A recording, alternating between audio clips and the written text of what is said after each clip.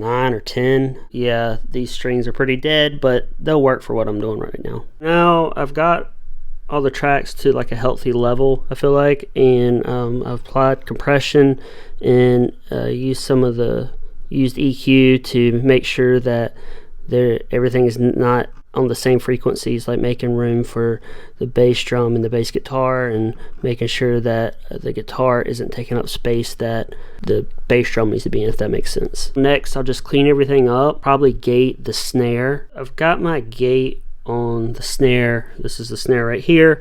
Here, let me bypass that so you can see it. So that's what it looks like normally. I'm just going to go through manually and do these because I think these are either like the bass drum hits, I believe. Let's see. Yeah. And here comes the snare right now. And that's what I really want. So I'll just go through manually because it's a 30-second song and I could just duck those down. So I'm working on my kick, gating it. I'm going to have to do the same thing. There's a few frequencies that sneaks through the gate, like that guy right there.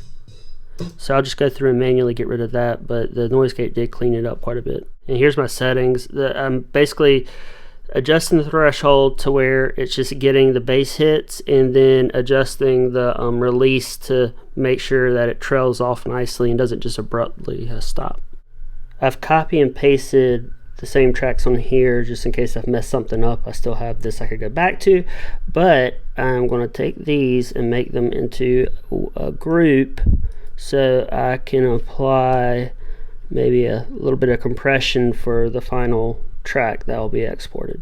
So here's the finished track, and to me it sounds halfway decent. The entire purpose of me recording this was to see if I could come up with a riff, record it on all the instruments, edit it, and export it and be done quickly. So this song, if you will, is about 30 seconds long, and it's taken me about 2 hours to do everything, which isn't bad.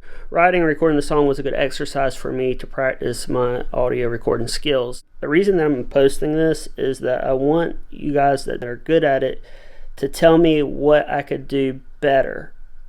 I know that I am out of practice, and even when I was doing a lot of audio recording, I was not the best at it. I'm using some of the techniques and stuff that I remember from many years ago, but I'm rusty, and even then some of those techniques were probably wrong. So if you have tips or you saw something I'm doing wrong, let me know. I enjoy doing this, so I'll probably do some more.